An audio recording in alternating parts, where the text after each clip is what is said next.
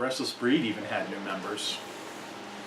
All right. I think the constant changing members is what kept them from being what they could have been. Yeah, I don't think that helps. All right, this is definitely mega classic right here. Just looking for the song list. "Burnin' Sky" by Bad Company. The title track, you know, is worth the price of admission alone. Great classic Bad Company cut. Deeper tracks on here. I can't remember them all, so I'm trying to find the damn list. It's only on the label. All right, we got "Burnin' Sky," "Morning Sun," "Leaving You Like Water," "Everything I Need," "Heartbeat," "Peace of Mind," "Passing Time," "Too Bad," "Man Needs Woman," and "Master Ceremony." "Burnin' Sky" was really the only hit off of it. I mean, Bad Company is one of those bands that they have a sound that I love the sound, so that I'll pretty much like almost anything they play because it's consistent. Especially the 70s stuff. Yeah, definitely. Yeah, it's I don't know. For me, that album is one of those albums that it doesn't have all the hits, so I kind of like it because of that. But the title it's track, kind of like AC/DC's Power Rage. You know, yeah, that's my favorite. It's not packed full of hits, yet it still has the meat and potatoes of their sound, and that's what you got with this Bad Company record. So it's just, if I want to hear, I don't rarely ever pull out the first Bad Company record. And that's like nothing but hits. Right. It's like the whole, like half the album is a hit. You could just slap a Greatest Hits logo on it and release it, and you'll be all right. So anyhow, my next one up. This band released 2 albums this year too. But one of them is later on in the list, so we're going to do this one by itself. Yep. This album dominated me in the 70s. Oh. I mean, absolutely dominated my Were you in 3rd grade when it came out, basically? Yeah, I was like in grade school, yeah. Yeah. And I mean... Or 4th grade. 4th grade. Kiss Alive 2. I mean, come on. This album just took everybody. I mean, in America. Yeah. Those pictures, I mean... The pictures are iconic, for sure. Yeah, I mean, you look at it now, and the picture of Gene, the blood, you can see that some of it is actually colored in by hand. Oh, there's all kinds of mistakes. There's all kinds of mistakes on this. Because back then, photo retouching was a whole different game. Oh, yeah. No longer. I mean, you look at it and it's like, man, they just added bits of that blood in places to make it look different. But, yeah. We got to go into the inserts, because there's a ton of them in here. But they just, I mean, the sound here, it was so freaking heavy. It was all songs from the 3 albums that preceded it. None of the early material was on there. Show them the gatefold. And then side 4, of this was all studio material. Yes, which I loved side 4. Now, is that friggin' iconic or what? My buddy Chris Allenak, he lives and dies by that shot. He loves that picture. Well, I mean, who did a show quite like that? Who does a show like that ever? Yeah. But them. I mean, it's funny because now you hear all the stories about how crazy these lifts were, and you know they're all falling off of them, and but this album is just great. So this album probably had the most inserts of everything. Maybe between this one and the originals. Oh, the originals, yeah. Probably. I mean, we got the order form. The Kiss Army Wants You with that year's. And if you're a real Kiss fan, you can't own a Kiss record without the order form. You got to have the order forms. You got to. Of course, if you were a real Kiss fan, you probably ordered this stuff, right? I tried. I didn't have any money to order that stuff. I've still got a set of the tattoos. Yeah, I got them too. Admittedly, you know what though? My original Live 2 that I got did not have these. Oh, mine came with it. It had the booklet and the order form. I think I used tattoos. I put them on my arm. So I got these much later. These have never been opened. As far as like, this is like my 3rd round of Kiss albums with all the inserts. Once I became an adult and I realized, oh, you got to keep that stuff nice. I think I hit eBay, and so all the tattoos are still there, and it's in the wax paper that it originally came. But it was the booklet.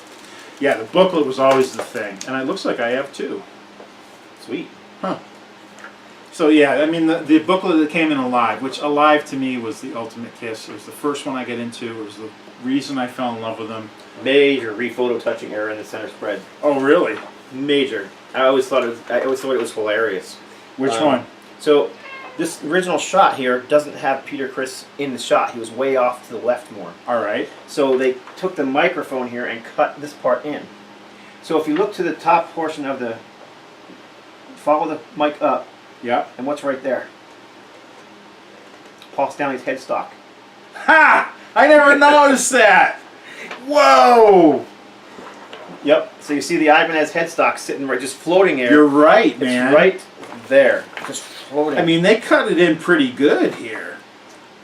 All that looks great, and I wouldn't have caught that. I never saw that. That's awesome. But the other thing that gives it away kind of a little bit is the stage is warped to make it line up here. All of a sudden it just warps down. But yeah, the big thing is that headstock just floating there by itself. Oh, totally. And if you didn't know it was there, you would miss it because it just kind of blends in with the drum set. Yeah. But I love, again, awesome. This is another thing when I was a kid, this booklet. Oh yeah. I could listen to this album, stare at this booklet for hours. And it's got the the progression of what they looked like from '73 on, which it just, as a kid being a Kiss fan, I feel like I like it that I grew up with Kiss. You know, for better or for worse. Maybe some of the ideas I picked up on from them weren't the greatest. That helped me later on in life, but still, it was a lot of fun. I never even got to see Kiss as a kid. Not this. I didn't get to see Kiss until I was until 2009. Oh, I saw when it was only half of Kiss was left. It was my first opportunity to see them. Yeah, I saw them in the '80s, but I never got to see this. The other thing we need to talk about real quick is side 4. This is all studio cuts. Yes, the band great cuts. Actually, although people thought they were all united, but they were in turmoil right here. They were fighting. Ace has his one song, and that might Rocket be the Ride. only song that and he that's actually played on. And that is actually one of the only singles that did anything off this record. Yeah. And that actually was not recorded for this album. He didn't actually record that song for this album. He recorded it for his solo album. But they needed a song for him, so he gave this song to Kiss, and they used it. And so it's not even Kiss playing on the song, as I recall. It's actually the guys on the solo album. I know that Bob Kulick is the lead guitarist on most of the tracks. What are you doing? Get out of here. Yeah. So, and I don't think Ace plays on any of the other songs. Probably not. Nope. All American Man is a total Paul song. Rockin' in the USA and Larger Than Life. And Any Way You Want It is a Dave Clark 5 song. Yep. All right. Oh, this was a great album. Still is a great album. But if you like this band in the late '70s, you got made fun of. I don't know why, man. Because I can understand why, like when... well, it's in the early '80s. That's why people... Yeah, STYX, Grand Illusion. I think... Well, I mean, STYX started off as super progressive band from Chicago. The first 4 albums were so just kind of out there. They didn't do a whole lot. Wooden Nickel Records? Yep, Wooden Nickel Records. But then when there was one hit, the Lady single from STYX 2. Which is unfortunate because that's kind of what forced them into the direction they took. Right. Which, I don't mind it. I love their sound. I love their sound all the way up to Paradise Theater. Yep. Now, it was after that, then they started getting a little bit goofy. Then they started getting into, I don't know what. When Kilroy Was Here came out, Mr. Roboto, I remember it coming out because I was psyched. I loved Paradise Theater. I'm like, couldn't wait for the new STYX album. It comes out and, Don't worry, gato, Mr. Roboto. And I'm like, this sucks! There was nothing on that album I liked. And I never owned it. I still don't own a copy of it. But Grand Illusion, totally different story. Man, am I getting off on a rabbit trail. This whole album, it's kind of a loose, it's not really a concept album, but it kind of half is. It's basically just about the whole, kind of like the trappings of fame, and people get all caught up in it, and it's not really real, just a grand illusion. Probably one of my favorite STYX cuts is on here. One of the heaviest ones is Miss America. What a great, it's a James Young song, and just, grrr, it's got a wicked riff in it, and just a lot of snarl, and I love that tune. But this also got the huge hit, Come Sail Away. Great song. Which, you know. For some reason, when I was a kid, though, I always mixed that song reminded me of Kansas. I always mixed it up. Yeah, and I mean, STYX and Kansas are 2 of the premier American progressive rock bands. Back then, I can see that. But and then, of course, Eric Cartman made his cover, and that just kind of blew the whole thing out of the water. Yep. The South Park version of Come Sail Away. Which is friggin' hilarious if you haven't heard it. So yeah, great cover, cool art on the cover. I remember just staring at this one when I was a kid thinking STYX was so damn cool. Like, wow, what a trip this is. I wonder if they take LSD. My next one, this is a fantastic album. Oh yeah, it is. This is, and I'm not just surprised, neither one of us had this listed in our top 10. I think as a whole, I mean, it's got a couple of songs that are like iconic for me, but as a whole, I wouldn't put it in the I top love this 10. album as a whole, but it's just obviously Heart. Little Queen. Little Queen. It's got what probably is their signature track, Barracuda. Yeah. And And to a me, deeper cut, it's, Love Alive. It's very much Led Zeppelin-like in that very. It's all over the musical scale, from very light and acoustic to very heavy, like Barracuda. And Ann and Nancy Wilson will make no bones that they love Led Zeppelin. There's just no. And you can hear it in this. I mean, but it's very organic sounding. That's what I like. Yes. Queen in the '80s got very plastic sounding, but here it was very organic, very earthy, and I love that. You said Queen. Did you mean to say Heart? Sorry. Both bands did that. Yes. I mean, Heart. Both bands Heart did probably it. had arguably their biggest success in the '80s with all that stuff they did. But for me, it's this stuff. Everything that was like prior to '82. Yeah. I loved. But yeah, it's just the whole album is just great. Yeah. Kick It Out, that's a killer song. Kick It Out is a great tune. Little Queen, her vocals are just otherworldly. Love Alive is a great deeper cut. Yep. It's a bit longer. It's a great song. I always like the cover and the back cover too. It is. It is. It's very cool. It's like it's got them in like a Renaissance setting and. They were never, at least back then, they were never hard on the eyes. I mean, No, so. not at all. Yeah, great album. And you see Heart now, they still sound so good. Yep. Ann Wilson has not lost her voice. She's still one iota. Actually, no, Nancy's touring right now as Solo? Heart's Nancy Wilson. That's what she's touring. Oh, that's cool. Well, I know Ann has been doing a lot of solo stuff lately too. Yeah. So yeah, Heart, great band. Much respect for them. Love Heart. You're up. All right. This one. Yeah. Tragic one. But on a great iconic album. Yes, absolutely. Leonard Skinner, Street Survivors. Yep. The pre-plane crash Cover. Fire cover, which was later recalled because of, let's see, on the plane crash we lost Ronnie Van Zant, Steve Gaines, Cassie Gaines, which was Steve's sister. Yep. And I want to say there was one more. Yes, I believe too.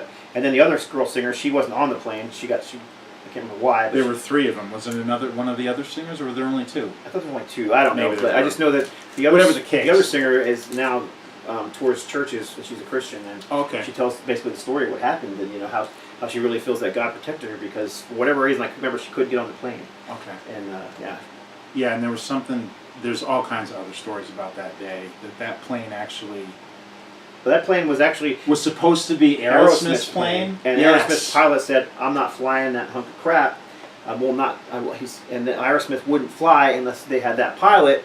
So it was for them. So that could have very well changed the course of history. Very well could have been. It was supposed to be. So they passed, and then Skinner's management or whoever, I'm sure it wasn't the band, bought the plane, and the rest is history. It's crazy.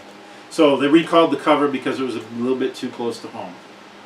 They put this one in its place, which is actually a different photo shot altogether. Yeah, it is. From the same session, but so I knew for years you couldn't find this cover anywhere. And most of these guys are gone. Just about everybody's gone in that picture except for Gary Rossington. Yep. And he was like the last. And drummer. Artemis Powell's still around. Yeah. He never did rejoin Skinner. I don't know why. I never could figure that out. He would. I mean, he didn't come till like the third album. Yeah. Ed King recently passed too, which Ed King left after the third album, so he was not involved in the plane crash either. And Collins, Alan Collins. Yep. His life story after this was just tragic. I mean, I don't think he ever could live it down with the plane crash. No, and I think he had other problems, like neurological problems as well. He's in a wheelchair. After he crashed his car into wrapped around a telephone pole or a tree or something like that. Yeah. And then he had complications from that.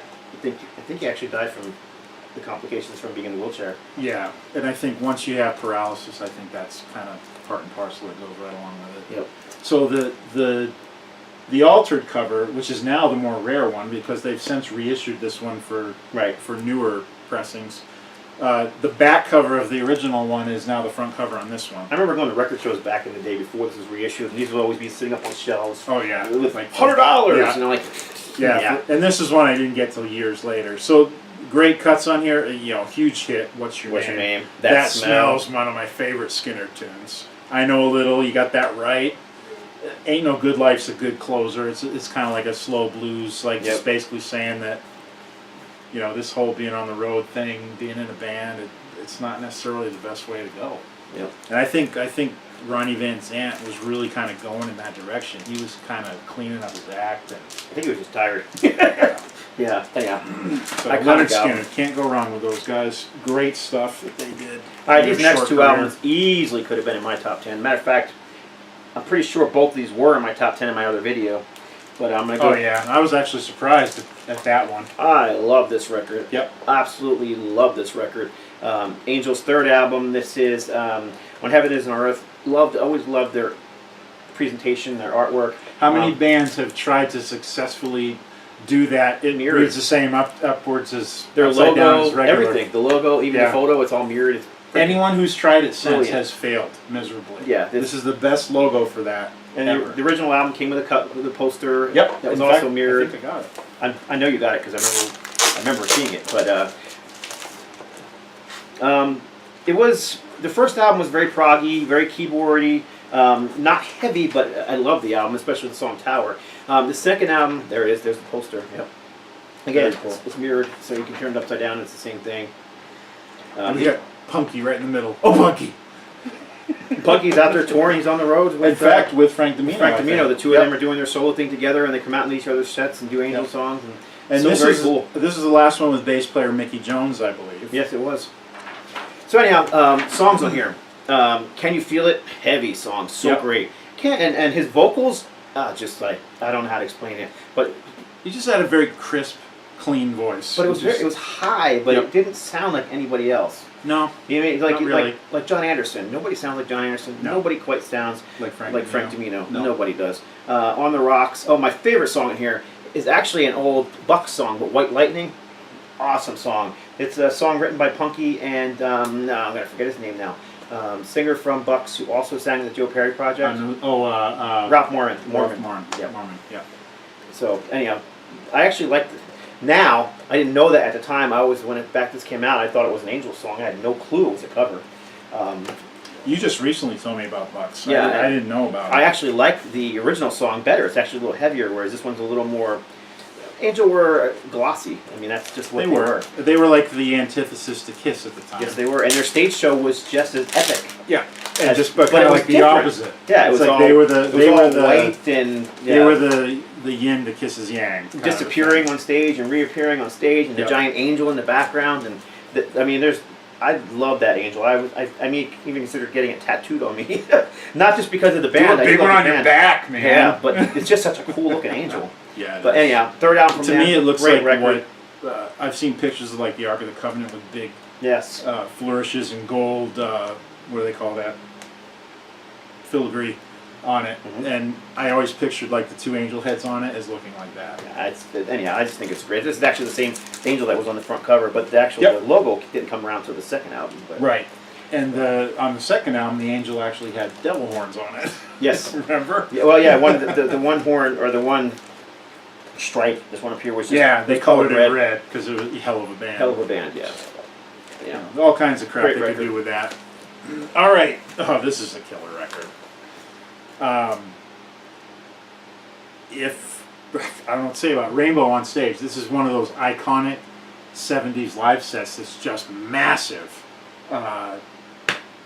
Probably Rainbow, the Dio era of Rainbow, this was their peak for sure. They had just released Rainbow Rising, which is freaking awesome. Touring on that, and I mean they've got stuff from both of the first two albums, but they also do a great version of Mistreated on here. Which Dio obviously liked so much he continued to do way into his solo career. Oh yeah, and I mean I love Mistreated, and to me it was always a Coverdale song, but Ronnie James Dio definitely put his own stank on it. He made the song his own, yeah. Totally. And there's even a Yardbirds track on here. You know, Still I'm Sad is the closure. Great set. If you have never heard this era of Rainbow, grab this or Rainbow Rising, and you're just gonna. It's great stuff. This is the peak of that era of the band. And in my opinion, it's the peak of the band. Yeah. not that I don't like some of the '80s stuff, but yeah, I mean they never quite touched on the greatness of Rising. I mean, the first album had it was like basically Elf with Ritchie Blackmore. Right, it was pretty much. Then by the time the second, but then Rising was like a huge step up in the. We had Tony Carey on keyboards, Cozy Powell on drums, Ronnie James Dio on vocals, Jimmy Bain on bass, and Ritchie Blackmore. Wow. How many? We lost Jimmy Bain.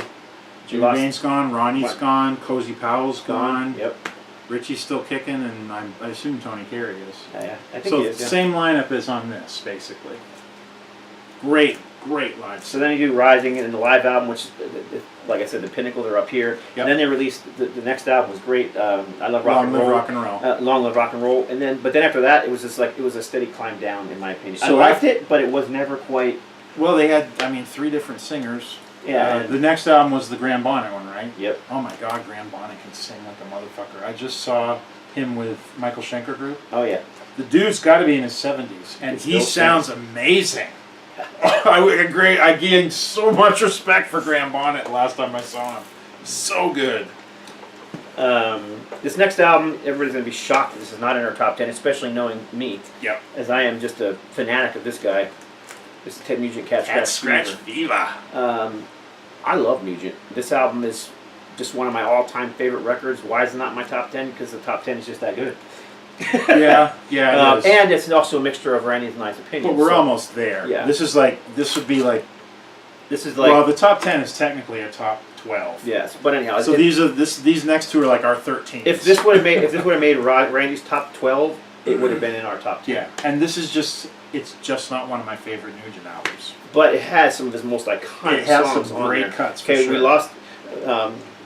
We got Derek St. Holmes back in the band after losing him on Free for All to Meatloaf, yeah, who was not even known at the time. No, but he did a great job on that album. But there's 2 of his most iconic songs that he still plays live at every show. Of course, the title cut, which was his first big single. Yep. He didn't. I mean, he was selling out arenas. He was one of the biggest names in the mid '70s. But he didn't have a hit single.